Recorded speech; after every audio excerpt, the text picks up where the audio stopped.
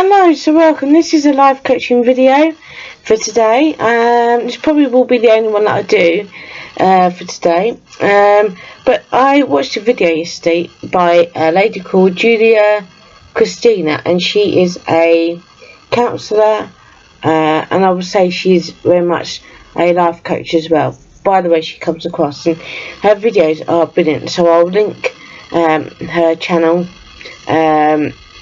with this video so you can go over and watch her videos.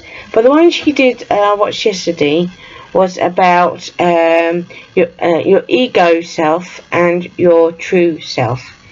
And for me, ego means someone that's got a bit of a chip on their shoulder, someone who's very ignorant, arrogant, always want to prove a point to somebody, which she touched upon, and she was absolutely spot on in the way she made the description. And it made me worry at one point, thinking, oh God, am I that description?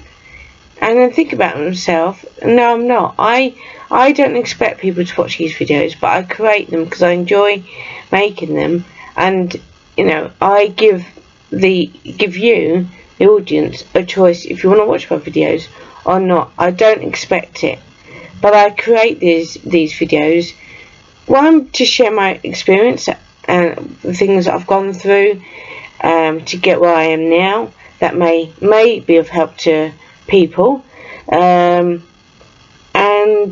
I hate getting caught up in people who are egotistical, that just want to have the last word or the last jab, and you find you get caught in this like crossfire of, I'm right, you're wrong, they're right, you're wrong, and that's how it becomes. And it's like, gets to the point where you're like, I don't even want to entertain you now, because you're all about the game change and I'm all about the life change, and that's how I see it. They just want to hurt, I want to help.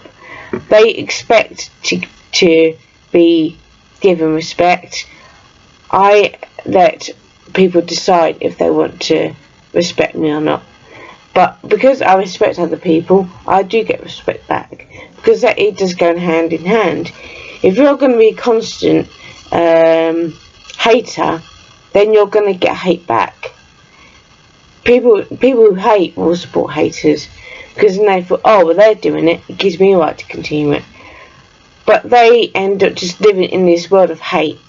For me, I now live in a world of moving on and changing my life for the better, sharing what I've learned that may be of help to other people, and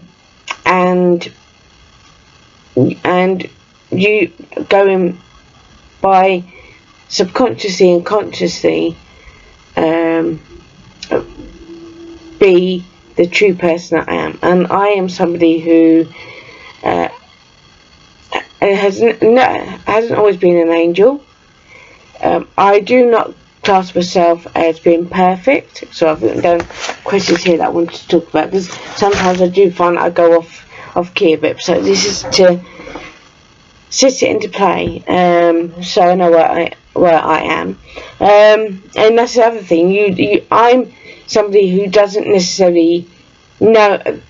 You get people who think that they know everything, and even when it comes to their driving test, that they don't really need an instructor, that they already know how to drive a car, and they don't listen, and they do what they think how to learn how to drive, not listening to the person who's teaching them.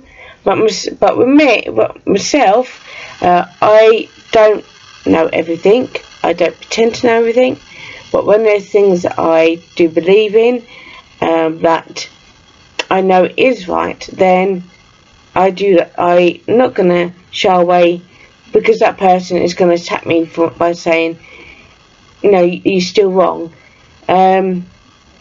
You can't change people's perceptions, and since doing this life coaching series, I've learned so much myself by doing these videos, so I am gaining more knowledge as I'm doing these videos as well, because that's why I do watch people who've done this kind of content themselves.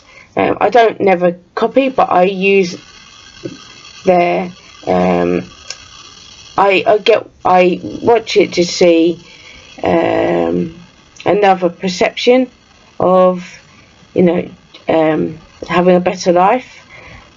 I don't, even doing this life coaching series, I don't go into it thinking I know exactly what, about everything. I know how to drive a car. I know how to put on makeup. I know how to, clean a house. I know how to, walk. I know how to go shopping. I don't need nobody to tell me. I'm not that sort of person, but you do get people like that.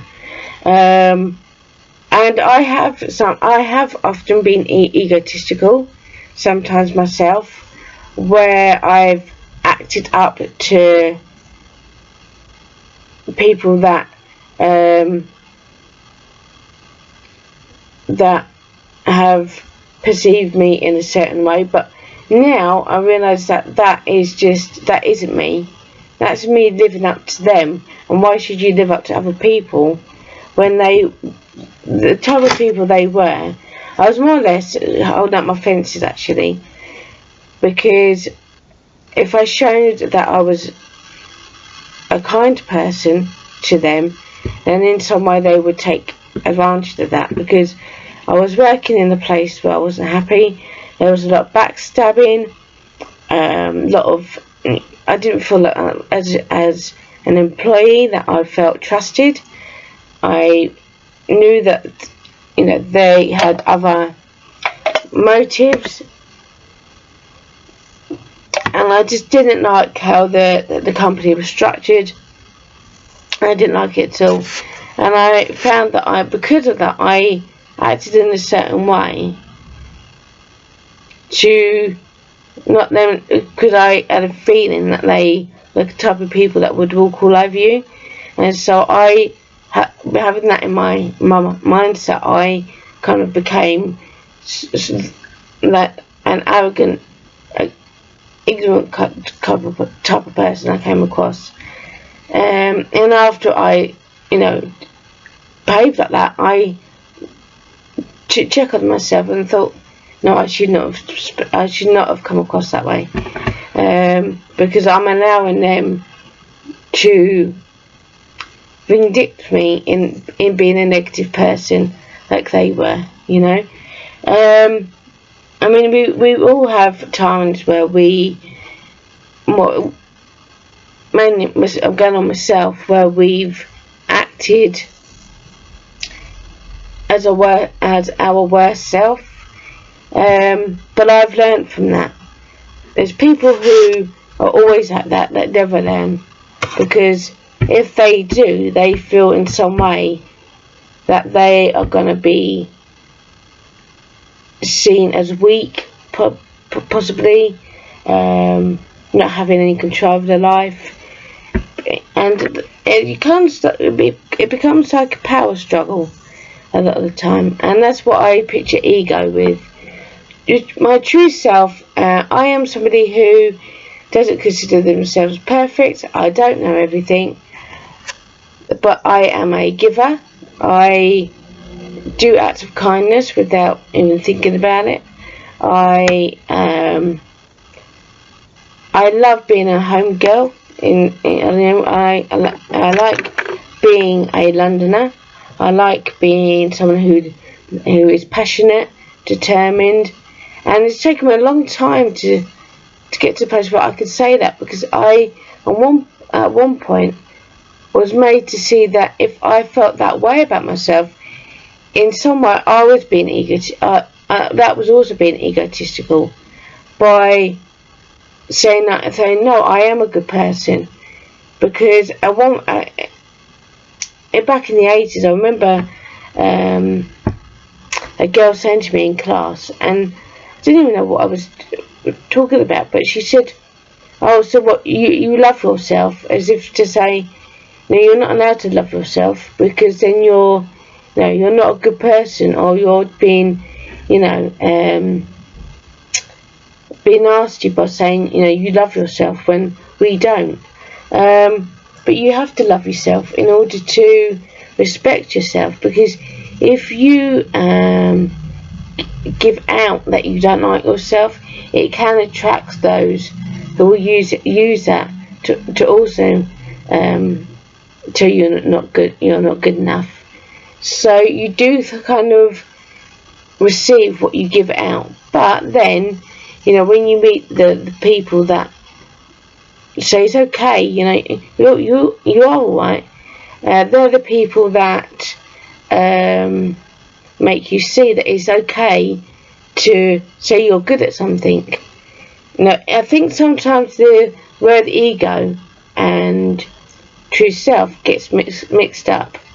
We believe that if we say we're good enough, in some way we're gloating that we're better than you. And it's not meant to be that way at all, but it's people sometimes misconstrue things because they've taken it in a certain way, because all they see is that someone having a pop at them, when actually that person's actually being genuinely just saying, I'm not thinking I'm better than anybody else, but I do love myself. I do like to, be kind to myself. And that is not being egotistical, that's being respectful of yourself. You've got to be respectful of yourself, because, you're always going to be stuck in that mindset of, I have no right to respect myself. Why can't we respect ourselves? What is so bad about that? And it's the haters that say, because if you do that, that makes you better than me. And that is not my intention at all. I know I'm not perfect, and I'm okay to say that now. And again, at one time, you weren't. It was, if you said that, then that meant in some way again you're weak, when actually it's not at all. It's saying that I respect myself, and because I respect myself, I respect others, and that's so true. People may not believe in that sentence, but I certainly do, because that's what I've experienced. When I've given to people, I've received it back. If I attack somebody, then they're going to attack me. If I'm kind to somebody, if they're a hater, then they will be like, why are you being kind to me? And I'm like, oh, okay, then I won't be. I'll just leave you as you are and walk away. But the genuine person, the egotistical person, because they're the ones that believe that everything you say to them is an attack. Where you, as the true self, know it's not an attack on you. They're actually genuinely being nice to you, and you know the difference. And that, to me, is what ego and true self means. The ego person is a person that is not willing to listen to somebody else and just wants to listen to themselves. And you have the people who want to listen because they do respect other people, and they listen to people how they wish to be listened to. And they're the ones that are the true self, because they're not using kindness in expecting to receive an award as such. But the words ego and true self can be misconstrued.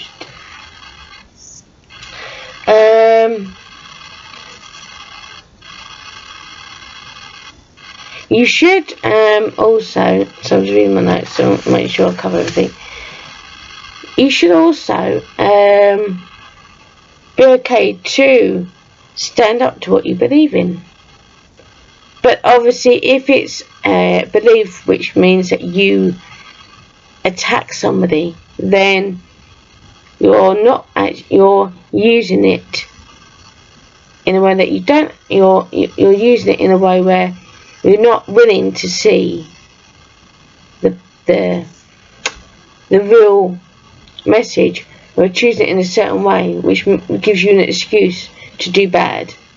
But if you stand up for gay rights, for example, people who stand up for gay rights is because they want to be not labelled. They want to be seen as someone who's still in love, still cares and wants true love and passion, but they instead of being heterosexual, they are attracted to the same sex.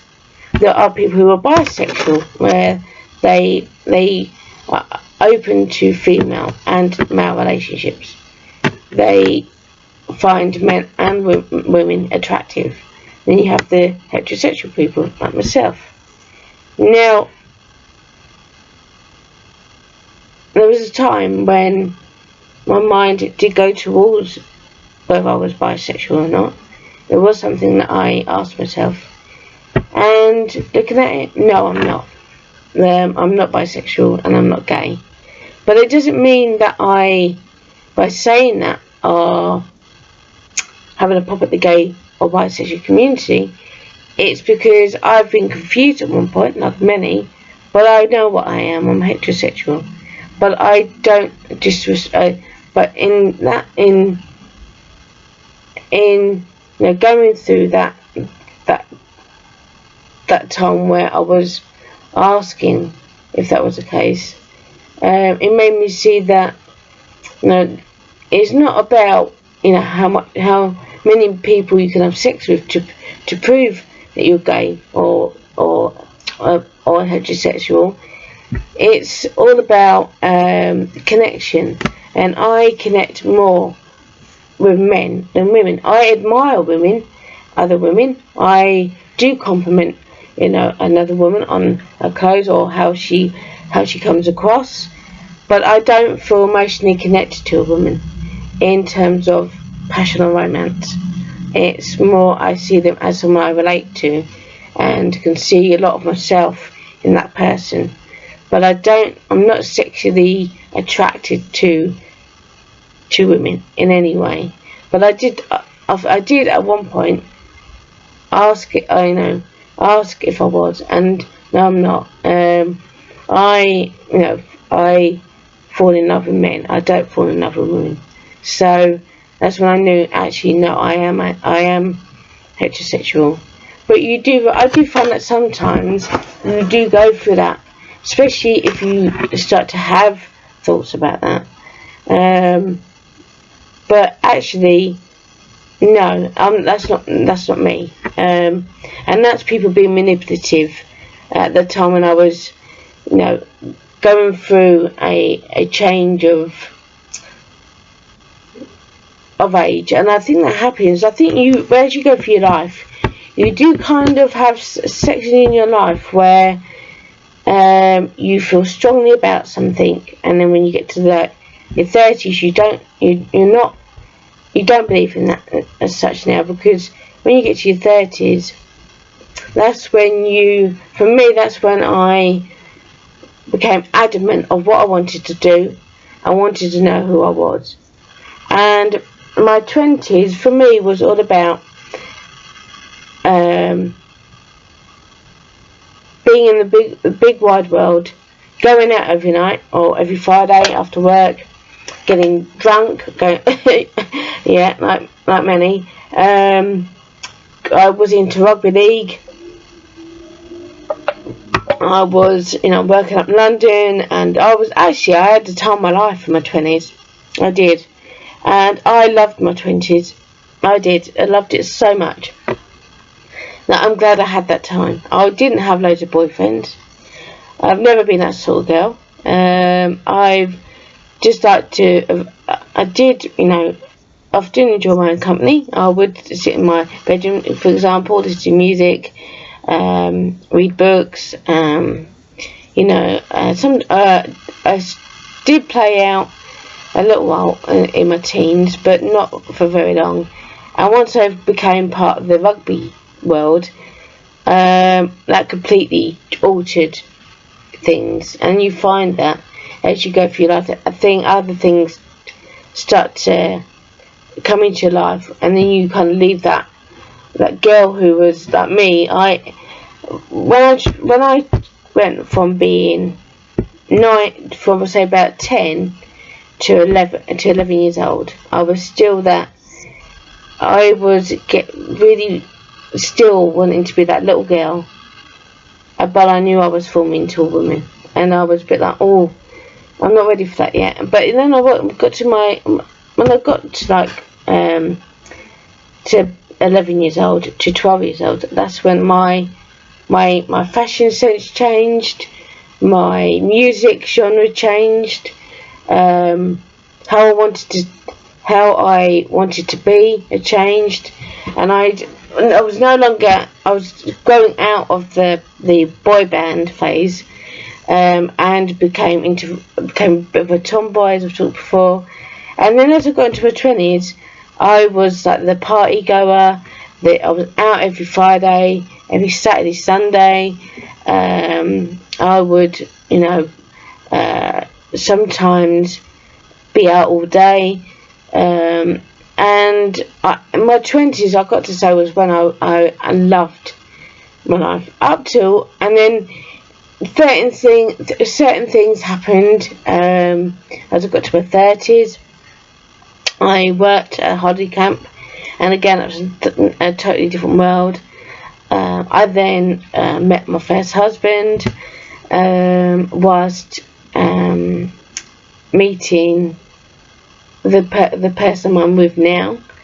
But for some reason, and you find that it was in my life that I always wanted the true love, the love that was out of this world, but I got to the point where I thought, well, perhaps you don't really have that. Perhaps it is the convenient marriage where you don't really, you're not having any romance, but you discuss when you're going to go shopping in the week, and when you're going to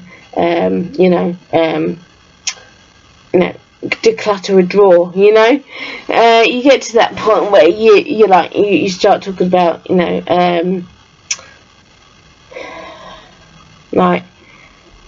who's gonna take my son out to play football, when you're gonna do your training, when you're gonna it becomes like a scheduling relationship rather than a true love relationship. And I was in one mindset where I thought, well, perhaps that is what life is then. I always dreamed of the true romance, but that for ages I didn't realise that I had that, because it never turned into anything, and it's only now that it has happened, and I thought about thinking, how come it's taken that long? I did choose the wrong person, and that's no offence to him. Looking back, it was because, like many, I panicked. I thought, if I don't marry this person, am I ever going to meet the love of my life? Do I want to build my own for the rest of my life? If this is it for me, how will I feel if I never get to meet anybody? So, I went for that mindset. And sometimes you have to go through the experience. I mean, it all depends on your life, who your parents are, who influenced you in your life. That might have a massive factor. But in terms of going back to ego and true self, it can take a long time. But when you get there, you know it, because you don't question everything you say. And I've done that for the majority of my life. It's question the things I've done because of other people questioning it. And that's the difference between ego and true self. When someone's got an ego, if you don't believe in what they believe in, then they will question you. Like, why don't you believe in what they believe in? Because they believe that's how life is, that's what it is. Where myself, I am someone who doesn't expect everybody to see the things how I see it. I don't expect people to, do get ready with me videos. I've chosen to do that because I was very late when it came to makeup, but now I do use makeup. It does help with my confidence. So the one thing that I've gained, and after watching that video that I saw, is that it's okay to say you feel good. It's okay to be good, proud of your work, without it being egotistical. And with life coaching, you do have to, if you do want to change, recognise the differences of being egotistical to being my true self, because it's basically the choice of, do you want to do right or do you want to do wrong. Now, is there a positive side to being of the word ego? No, I don't see it. I see that it's very negative, because it's ego for me is you expect people to like you, basically because of the way you are. And I did go through the mindset of I wanted everybody to like me at one point, and it bothered me when other people didn't like me, and it was like, why doesn't that person like me? But then, as I got into my, I say, 20s or late 20s, I began to say, does it really matter that that person doesn't like me? And I was like, no, because what difference has it made to me that that person doesn't like me? Nothing, You can't. If people don't like you, they don't like you. You can have people who change their mind. There are those people, but there's people that won't ever change the way they see it, the way you look, and that's the difference again between ego and true self, because you start to not question the things you say, but believe in what you say without question, to like yourself, because that is important, and to see that you have value in the world, when those who have an ego don't, and they will always. Some people change. Like I said, I at one point found myself to be egotistical, and I didn't want to be that person, so I made the choice of, no, I don't want to be like that, and that's when I've now got to this stage in my 40s, but I'm very sure of myself. However much people question, at the end of the day, I'm not there for them. I'm doing this for me, because I like doing it. And, if it does help somebody, then, it gives me, it's rewarding, but I don't expect people to watch my videos, because there's so many YouTube videos out there that when somebody does find mine, I am chuffed, because I was like, wow, somebody has found me, but I don't expect it. And that's the thing, is expectation, that can come into ego and being your true self. Because I don't expect people to open the door for me, but when they do, I acknowledge it and I say thank you. When it's I'm opening the door for somebody, I do get the answer if somebody doesn't say thank you, but that's a boundary, and that's a thing that gets mixed up. When you tell somebody to say thank you, are you being egotistical? No, you're telling them your boundary, which is basically, I will open the door for you, but I do like a thank you, because I don't have to open that door for you, but I have. But I know, in one respect, I suppose in a way it can be egotistical, but is it because do I want to keep opening doors where people don't say thank you? No, because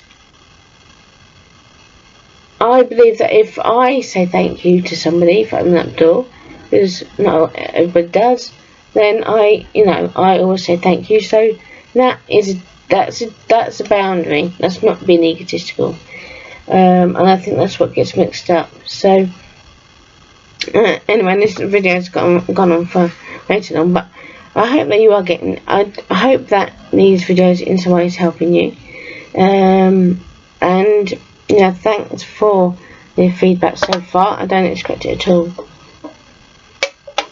but I do feel chuffed when people do. So thank you very much, and I'll see you in the next one. Take care. Bye bye.